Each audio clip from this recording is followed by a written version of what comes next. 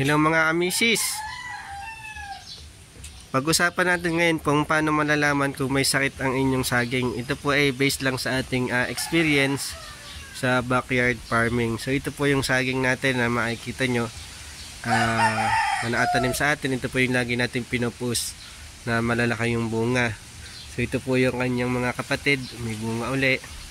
Napakaganda po, napakaliit lang ni space na kinakain ito, kaya ito yung ini-encourage namin yung mga tao na magtanim sa backyard nila kung may kaunti silang space. And malaking bagay po ito, madami tayong nakukuha dito ng pagkain at nasi-share sa mga kapitbahay. So balik tayo dito sa ipapakita lang namin tong video namin na to para sa kaalaman ninyo, isi-share namin yung sakit ng saging. So ito, kung makikita nyo, dati kaparehas to nung itong kapatid niya na tinanim. So matagal na po namin itong tanim, pa ulit-ulit lang niya na bumubunga. More than 5 years na po yan.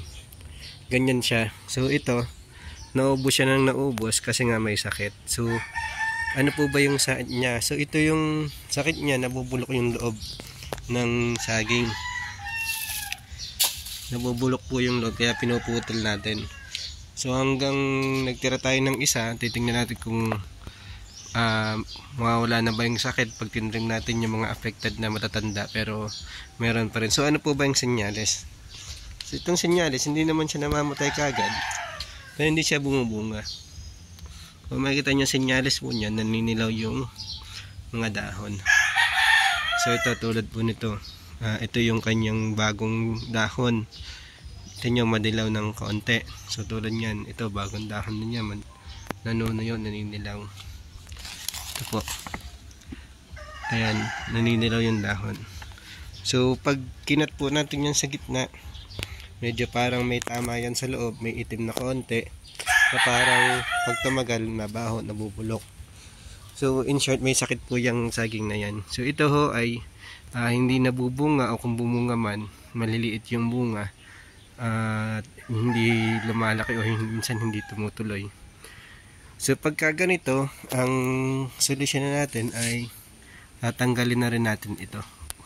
Hindi ko po alam kung anong tawag ng sasakit ng saging na yan, pero yan po ay lihit ng sakit. So pwede natin itanong sa DA, sa agriculture, kung anong sakit niyan, pero yan masishare ko po sa inyo. Pagka ganyan ng ating saging, may tama po yan. So ang ginagawa ko dito sa experience, talagang tinitrim ko na lang kasi wala din namang So ito, baka hukayin na natin ng isang buo para magamit naman natin yung space. So pagka yan, nawala na siguro, nahukay na natin, papagka natin ng bagong variety ng saging. So ibang variety naman, pero ito, very thankful tayo dito, ang dami na nating nakuha sa ganitong variety na saging. Very less consuming sa space, maraming napapakain na tao. So yun lang po mga amisis, sana may natutunan kayo, and sana maapagtanim din kayo itong tanim namin na saging na to. So yun lang, paalam.